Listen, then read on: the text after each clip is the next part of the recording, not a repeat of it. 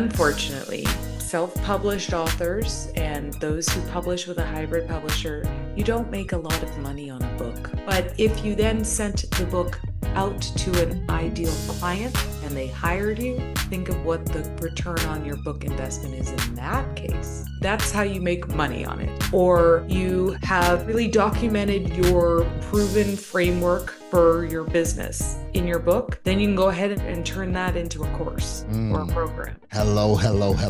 Welcome to another knowledge bomb episode of Lead to Greatness, where we believe in helping others reach their greatest potential and together change the world. Today on Lead to Greatness, we have Melanie Herschorn. And if this is your first time, don't forget to subscribe. Hit that like button, hit the notification bell so you won't miss any of these amazing episodes. And if you're on iTunes, go ahead and rate the podcast and leave a review. That helps get the word out to great leaders and entrepreneurs like yourself. Please help me welcome Melanie with Make a Big Impact with Your Book.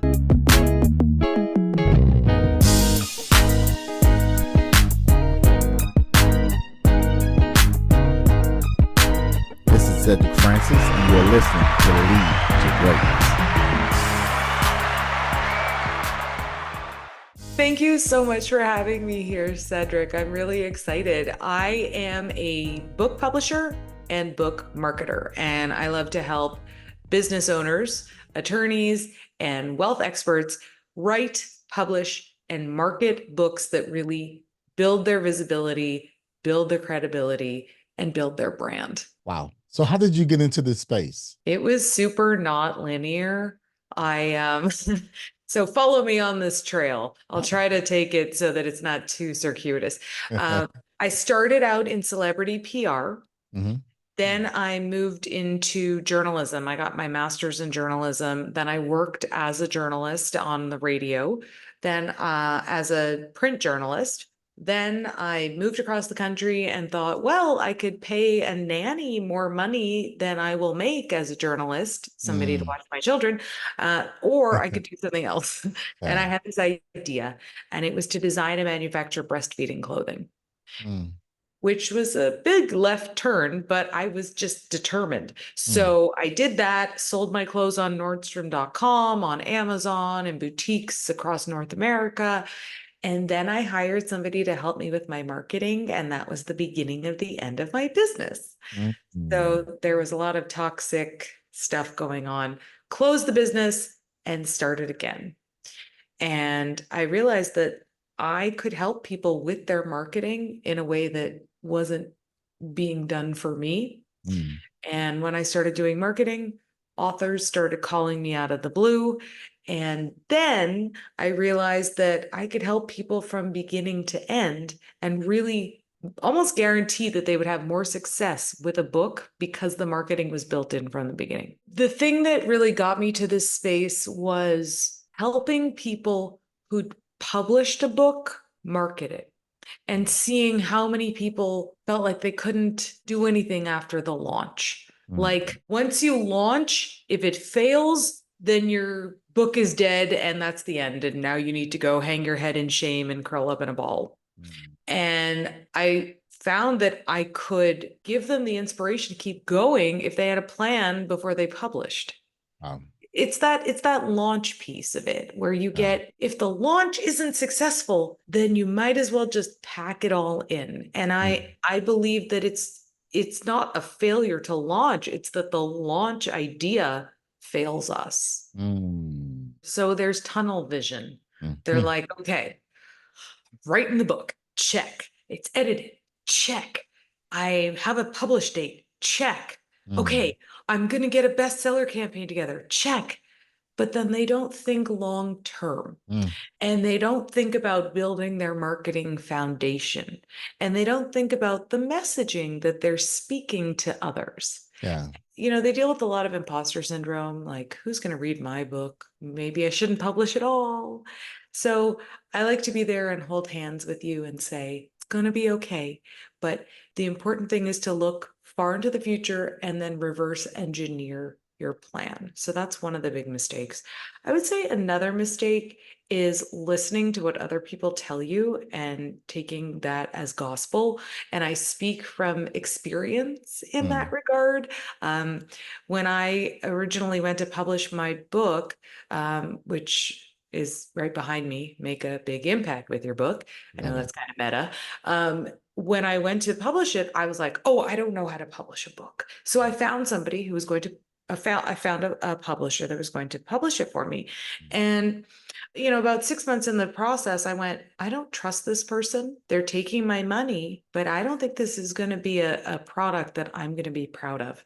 And so I took my intellectual property, left the money, and went and I published it myself.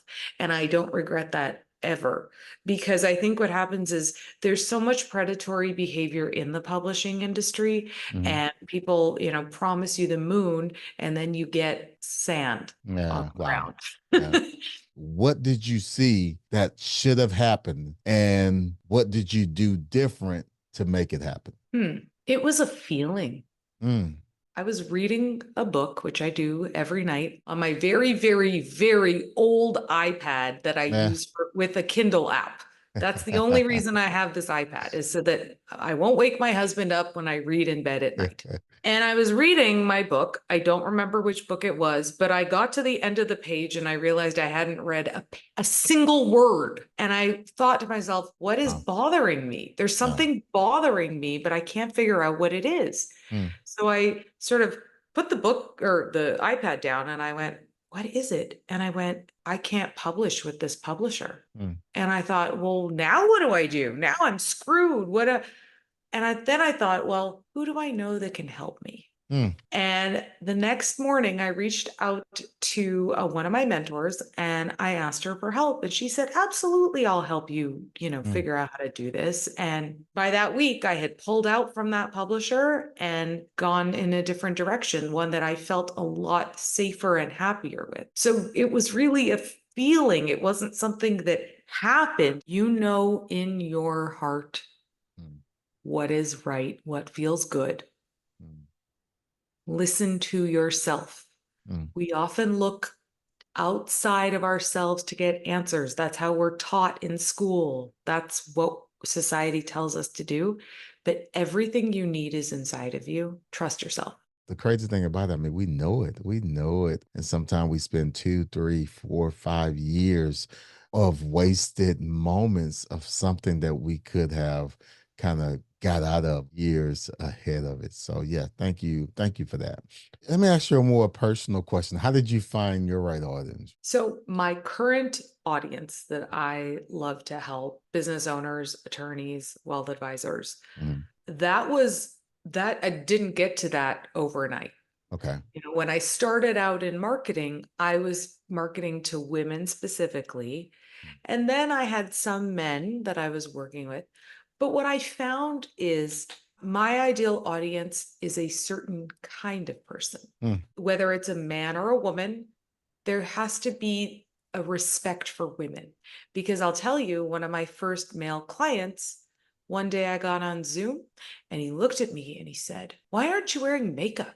What, you can't dress up for me? Oh, wow. And I said, you're paying me for my brain. Wow. And so that was a lesson for me. And then I've worked with so many other male clients who were just genteel and lovely and fun and great and would never speak to my appearance. Yeah. So I think it's an evolutionary thing. I think that you evolve as you go, as you grow, and you can set boundaries, and that's okay. And you can say no too. Like another person that I can't work with is an indecisive person. Who do I want to serve? Looking at it from, because most people, leaders or, starting a business or have a business. How do you grow your business with the book? I'm so glad you asked. So the first thing you do is you tell people about the book. And unfortunately, we self-published authors and those who publish with a hybrid publisher, you don't make a lot of money on a book. You may get $7. And hey, that's great. But if you then sent the book out to an ideal client and they hired you, think of what the return on your book investment is in that case. Mm. Let's say you send your book out to 10 people and 5 of them hire you at $20,000 pop. That's how you make money on it.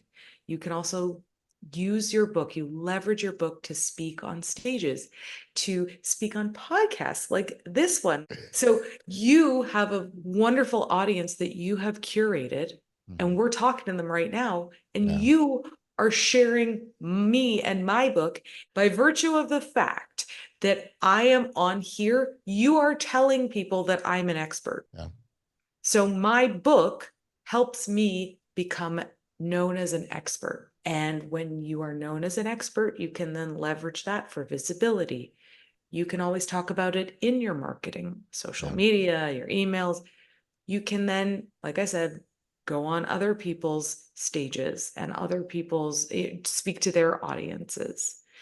And you can also create products right from your book. So maybe you have a children's book and you create stuffed animals that you can share, Mm. that you can sell, or you have really documented your proven framework for your business in your book. Then you can go ahead and turn that into a course or a Mm. program. Yeah. Yeah. Man, that is awesome. That is awesome. Some great information that you sharing with us. Speaking of your book, let's talk about it. Let's talk about it. Make a big impact with your book. What inspired you to begin this journey? What inspired you to write this book, and why? So I'd always wanted to write a book since I was in the 4th grade. Mm-hmm. And I read a book by Judy Blume and I started writing the book. I never finished it. Great. And then all through my life, I was like, one day I'm going to write a book, but I never knew what it was going to be about. Mm. And when I was in graduate school, this is going to date me here. Also, that's a pun. You'll see why I mean in a minute. My thesis was about online dating. And so I thought, well, I could turn my thesis into a book. Of course, within a year, dating apps had been invented. And so that book would have been as, a dinosaur. And then, in my entrepreneurial years, I was like, well, I should write a book, but I don't know what about. And then finally, it made sense to me that the work that I was doing, if I wrote a book about it, people who are writing books would probably read a book about it. Yeah. And it's a low ticket item for you to get information. It took me about a year to write it, only because I took like 6-month breaks. Mm. Wow. And I would like work on it for a week, for a month, and then I was like, I need to break for a really long time because that's just my personality. But yeah, so I spent a lot of time and then I was ready to bring it to the world. For all you great lead to greatness people, I would say, remember that marketing is not cookie cutter. Cookie cutter is what we're sold. It's what they tell us. Oh, this worked for me, it'll work for you. But that's not an accurate statement because you are unique. Your business is unique. You try to copy what other people do. It's not authentically you. Yeah. There are other ways to do easy marketing with AI, but at least it's in your voice with your business. Yes, I love it. And I'm glad you brought up the topic of AI. How has AI advanced the way you do business as an entrepreneur, as an author, as a coach, as a marketer? I love AI. It's so cool to be able to ask a question and get an intelligent response. Mm. What it doesn't work for is writing a book. No. Do not use AI to write your book. Please just do not do this. Yeah. It's tempting. Believe me, I haven't actually had to sit through slogging through typing out a blog post in a very long time. But you don't want to use AI for your book because it will not, the platforms are not okay with that. Yeah. You don't know whose intellectual property you are using. Yeah. So that said, how I use AI is with my marketing materials. Yeah. I I might say, I created an entire lead magnet, an entire free resource using AI. Wow. And then I made it pretty. I think AI gets you like to 80%, and then you have to zhuzh it so it says exactly what you want. And sometimes it can go off on a real tangent, and you're like, whoa, I need to rein you back in here because that's totally inaccurate. But in general, it's a time saver, and think of it as a support system for your marketing. So, for example, there's a great tool that I have used. It's called Blogify. Takes videos that I've already recorded and turns them into blog posts for me. Wow. The ideas in general were mine. They came out of my mouth. And then it transcribes it into a blog post, which I can then go and put on my website. And it's just such a time saver. It's wonderful. Yeah, and that's amazing what you just said. I mean, that's not only a time saver, but it saves you money because, just 3-4 years ago, you had to hire people, spend a Yes. lot of money to get these things done. And I'm glad you said something because you mentioned the aspect of it gets you to 80%. And I think a lot of people make that mistake thinking that they got the finished product. And then me personally, I've seen it, and I think it's really bad when you can read something, and be like, "Oh, they chat GPT me," and you can tell it's like kind of like an insult a little bit because, like, man, you didn't put no effort into this. I None. mean, it's like you use it to benefit you, but I mean, you copy and you send me directly, and I'm like, okay, I know what Chat GPT look like because Chat GPT don't change its language. I What's your know, thought on right? that? I seen the look on Yeah, your face when no, I I said that. totally agree with you. And when I pitch to journalists sometimes in their query for something, it'll say no chat GPT generated answers must be original.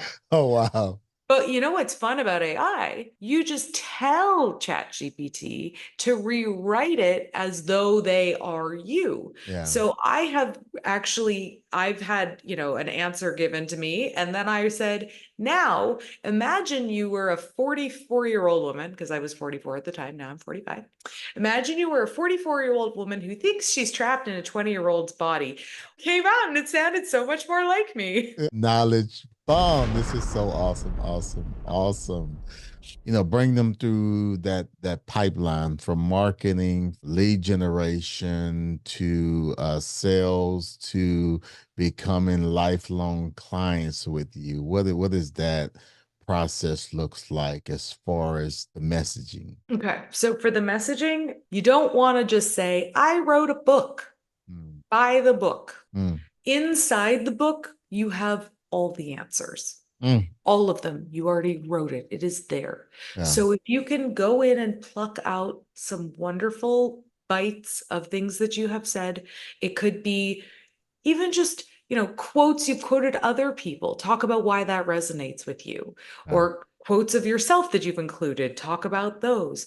Or if you think about how you organized your book, maybe there's a section on leading to greatness. And you've written a whole bunch of stuff about that. So you can share about why that works for you, why that would work for somebody else, transformational stories, testimonials about the book. And that's really the messaging content. It's the providing value piece. It's the providing proof, social cred that you are who you say you are and that you do good things and people like you and stuff. And it's building that trust as well. And so when you take all that stuff out of the book and you share it on social media and you share it in emails and you write it in blogs and you really tell your stories, then people start listening. Yeah. And sometimes you're going to feel like you're a broken record. And if your listeners are too young to know what a record is or what a broken record sounds like, what happens on a record is if it gets scratched, it just keeps repeating and itself. repeating the same spot exactly. Yes. So and you may feel like that, but that's when it starts to work. Yeah. That's when when people start coming to you and regurgitating what you've said, they're listening now. Yeah. And just then in terms of how to take that messaging and go to new places. Well, that's all about your pitch, what you're pitching to other people for their podcast, for their stage. What can you offer? Yeah. And chances are what you can offer, you wrote about in your book. Knowledge bomb. I love this, and I'm looking. Actually, you see me looking over to the right, so I'm looking over to the right, and I went to your Instagram page, and I'm looking at the content that you're posting. I mean, you post about your book, you post about different things as far as publishing and things like that, growing your business. And I'm looking and I see some of the yeah photos, just personal, you got, but it's really kind of cool how you have it. I mean, you talking about your book on the pictures and everything look great. It doesn't look like you're selling, for those individuals that feel like they're being sold Yeah. something. You're talking about different things, but it's about helping someone and how can you get, someone what they want. I want you to share with us that idea, that perspective, based on what I'm looking at on your Instagram. Well, thank you for the compliment. I do appreciate it. And I believe, and I didn't come up with this, I stand on the shoulders of giants here, but selling is serving. Mm. So if you come at it with what's in it for me, people will run. But if you come at it with how I can help you, how I can support you, that lets their guard down. Mm. Here's value. One of my favorite books is The Go-Giver by Bob Berg and the other gentleman whose name I can never remember, and that's really bad, and I feel bad about that. But oh my gosh, have I fangirled so hard on Bob Berg. That poor man. But he was so kind. He actually did a shout out for me on LinkedIn about my book when it came out, which is Oh, really that's amazing. Yes. yeah. So the go-giver, it's a parable, but what you get from it is when you give, you receive. Mm. And, I was on a call earlier today with a lady who, in her application for the call, she said, I cannot invest right now. And if I'd been a jerk, I could have been like, I cannot talk right now. Uh, But I thought, I'm not going to sit on the call for 45 minutes, but I can at least give her 20 minutes and see if I can, give her some ideas or some support in some way. And mm. I did. And I could see in her eyes how grateful she was. uh, And it gave her that a little bit of a pep in her step to keep going. Because being an author, especially she's like exclusively an author, that's not an easy life. uh, I work with business owners who have a business already, but uh, she was an author who wanted to sell this book. mm. And so, I knew that it wasn't about money at this point. It was just about me supporting her. So that's kind of, you have to decide, who are you? Are you the person who's the, you're the person lying on a rented Lamborghini by the beach, taking photos about how this is the life that everybody should have? Or Oh, are you the man. person who genuinely wants to help people and that what you offer, can help? Wow, other knowledge bomb. And I'm telling you, I have so many questions, but I looked at the time. I'm like, oh my goodness, because I seen the posting of Taylor Swift here, and I was like, I really want the about using the song as a story. I read a little bit of that, and I thought this is so great. This is so great. I'm looking, and like I said, go check it out on Instagram at Big Impact Books. She's about to break 25,000 followers on Instagram. And I believe you're going to get here very, very soon. So congratulations in advance on that, as you continue to break through those numbers and success and what you are doing. I have one more question I want to ask you. What are some publishing growth tips, tool advice that you can share with the Lead to Greatness community to help us reach our greatest potential? Remember that your book doesn't have to be very long to be very effective. Wow. Yeah. And if you have a book in your heart, start writing it. People don't buy one book on a topic. If they're interested in a topic, they buy many books. So there's definitely room for you in your space. Wow. Thank you. Welcome. Thank you for sharing that. Thank you. If someone wants to connect with you and what you're doing, where should they go? Okay, well, find me on Instagram, Big Impact Books, and also my website, which will be working. It will be working. We were having some issues earlier, but it's working. It's yourbigImpactbook.com. There's all sorts of fun stuff there. Yeah. Absolutely. Great interview, great information that you shared with us on today, and really excited about this episode 189. Wow, it's 189. Yeah, we're getting. Wow, congratulations, Cedric. Absolutely. So you would be episode 189.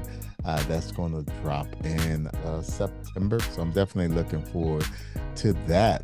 Is there anything else? Is there maybe a class or something that you're working on in the future that you want to share with the audience? So I have it's a webinar that it is it's always there, and it is a pretty helpful webinar. It's called the Profitable Book Marketing Plan. That webinar is always available, and if you are on my email list, you will get access to sign up for it. It is $47, and it is definitely, in my opinion, worth the $47. Absolutely. And we get on that email list by yourbigImpactbook.com. Oh yeah, I've got freebies there you can grab. Lead to greatness. Let's get ready. You're already great, but becoming greater than you already are in the publishing space. So we're definitely excited and glad to have you on the Lead to Greatness podcast on today. On behalf of the Lead to Greatness community, I want to thank you so very much for taking time out of your busy schedule and adding value to us all. Thank you so much.